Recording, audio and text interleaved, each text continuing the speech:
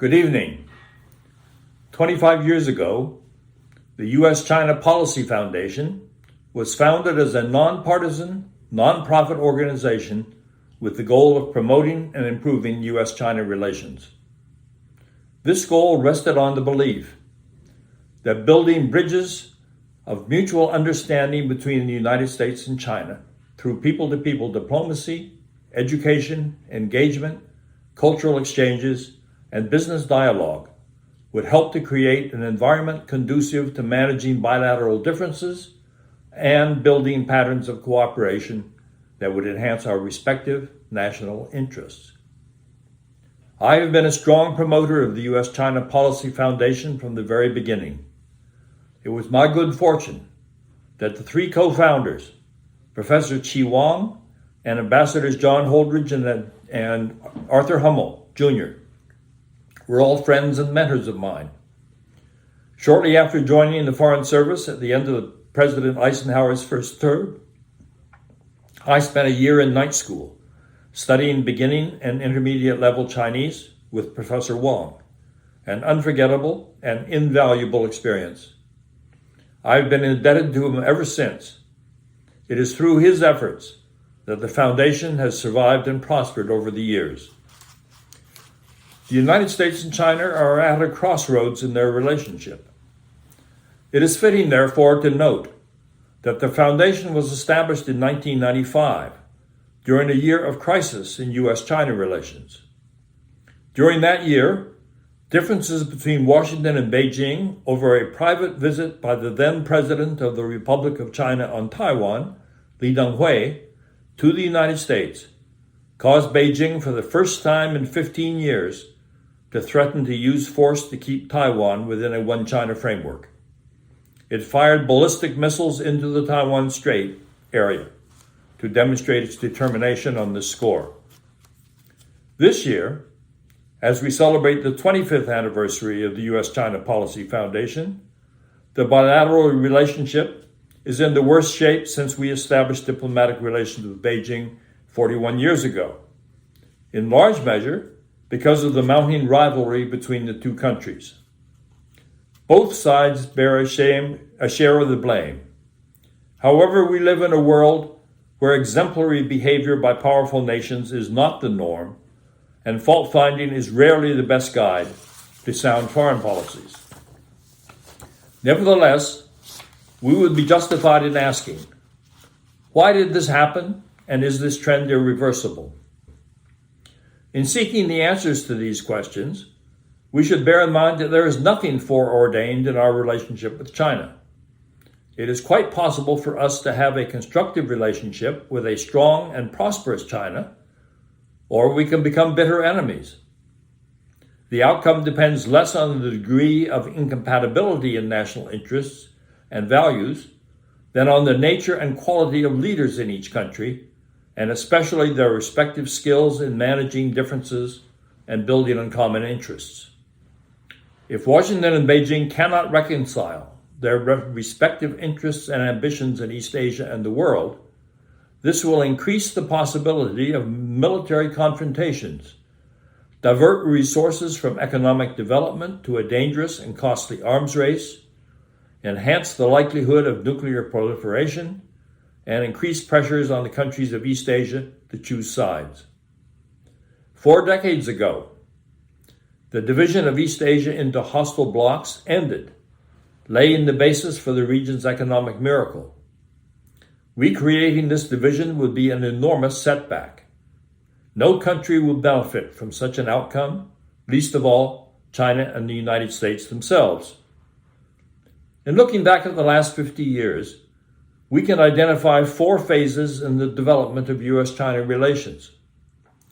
During phase 1, our objective was to get China on our side in dealing with the Soviet threat.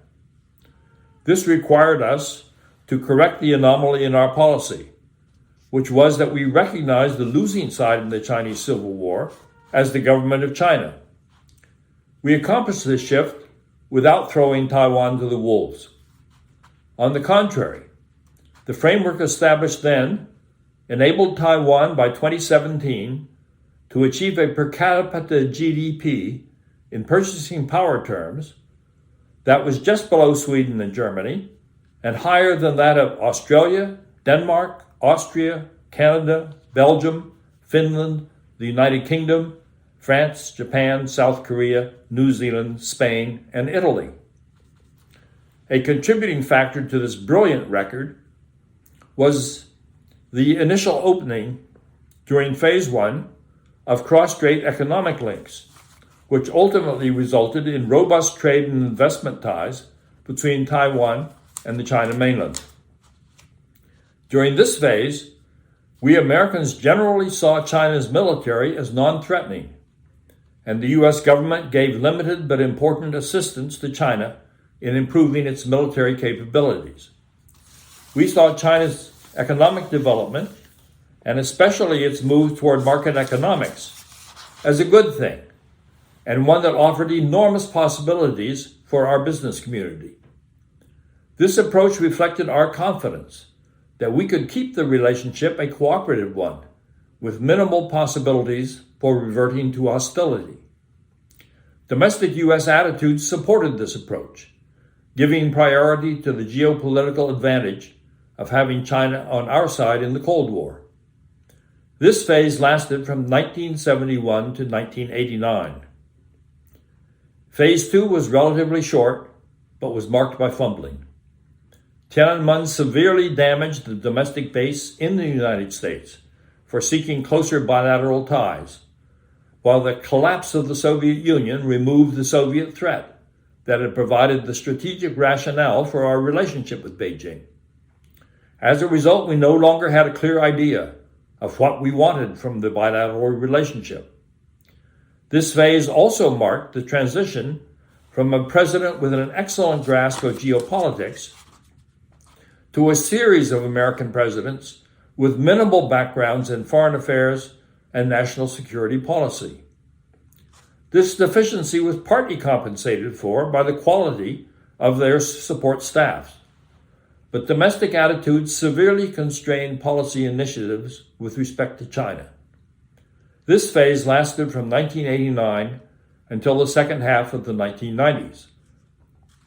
In Phase 3, beginning with President Clinton's second term, we gradually came to the realization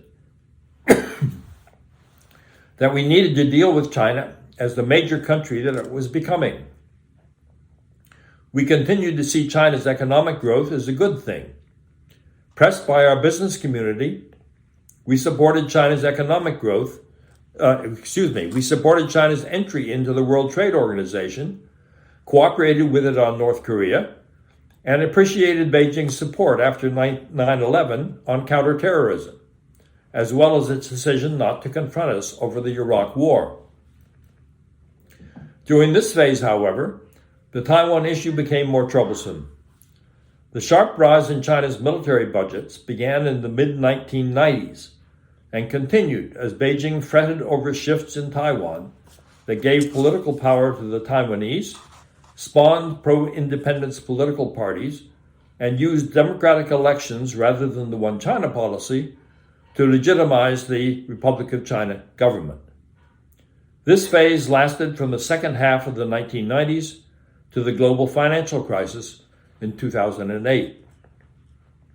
Phase 4 was launched by the global financial crisis, which contributed to the emergence of a simplistic impression that the United States and Europe were in decline, while China continued on its path of rapid economic growth.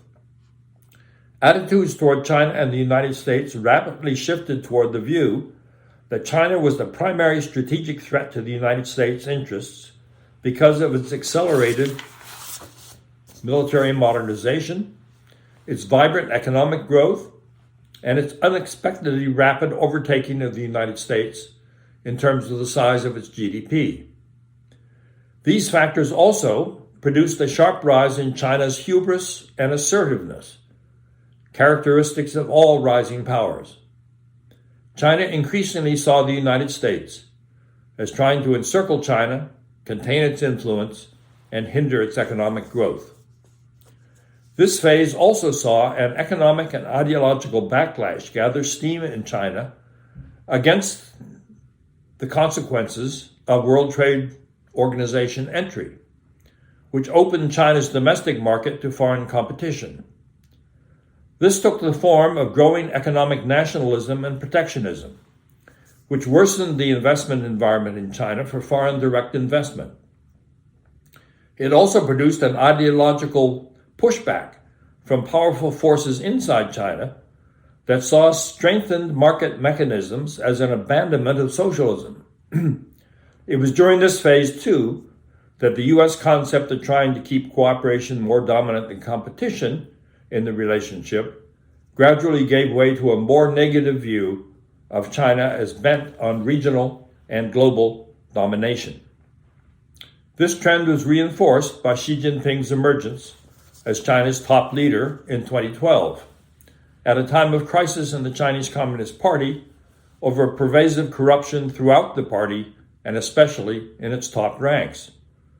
President Xi launched an extended anti-corruption campaign to purge the party and turned to patriotism to shore up the party's position, setting forth his vision of China as a resurgent power bent on restoring its rightful place as a great, if not the greatest power in the global system. This phase extends from 2008 up to the present. Once again, we are fumbling without a clear vision of how to deal with China. We have lost confidence in our ability to manage our relations with a rising great power in ways that produce a net positive outcome. We are fretting over the erosion of our multipolar world. We are fretting over the erosion of our air and naval dominance in the Western Pacific and the growing realization that a multipolar world is replacing the unipolar one in which we enjoy the preeminent position. We are overemphasizing the competitive aspects of the relationship and permitting our worst fears to define our perception of China's regional and global goals. More important, we are ignoring China's domestic contradictions that pit China's modernized, outward-looking middle classes against the insular, protectionist, and anti-market masses who prefer the security of iron rice bowls provided by state-owned enterprises over the uncertainties of freedom and competition. For the moment, Xi Jinping is backing this latter group to shore up the legitimacy of unreformed Chinese Communist Party rule. At the moment, too many people in each country are looking at the other through ideological blinders. We see the increasing use of repression and fear being used to shore up Communist Party rule. We see the mistreatment of Tibetans and Uyghurs. We see the crackdown on free expression in Hong Kong. We see the growing PRC pressure on the democracy in Taiwan in a continuing effort by Beijing to keep Taiwan within a one China framework. We see China's theft of our intellectual property and often hear claims of massive job loss to China because of globalization. At the same time, we give little attention to the fact that hundreds of millions of Chinese have been raised from poverty to comfortable middle-class status because of the success of China's reform and openness economic policies. We blame China for COVID-19, while downplaying the fact that health standards in China are vastly higher than they were 40 years ago. We are blissfully unaware that China is the largest contributor of troops to international peacekeeping operations under the UN flag. And we are disturbed by the realization that China's economy has become the engine of growth in East Asia and, more broadly, in the world. We ignore the fact that none of the countries of East Asia, including all of our allies and partners in the region, wants to be forced to choose between China and the United States. As a result, to a disturbing degree, our foreign policy is out of touch with the attitudes of countries whose support is needed for effective policy implementation. Moreover, pernicious claims have been put forward and gained broad support that the U.S. policy of engagement with China was a dismal failure, since it was allegedly based on the premise that we could successfully transform China into a more liberal and open country. To be blunt, this is an absurd proposition, since we have been notably unable to effect such transformations in many of the smaller countries right in our own neighborhood. Similar misperceptions of the United States are taking hold in China, where media commentaries and official statements are pointing to our electoral difficulties, polarized society, and seemingly dysfunctional governance as examples of the deficiencies of our much vaunted democracy. This is not a healthy situation.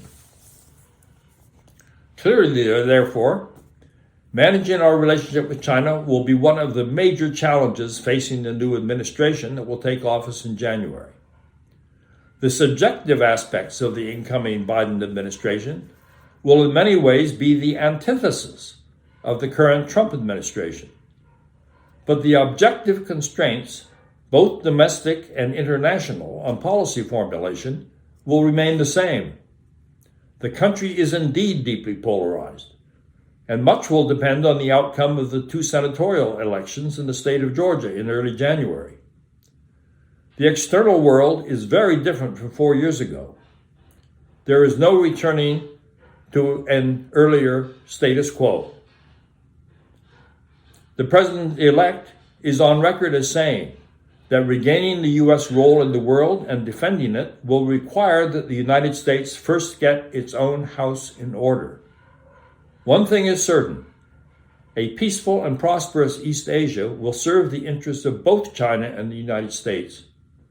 Both countries bear heavy responsibilities in making that goal possible. Thank you.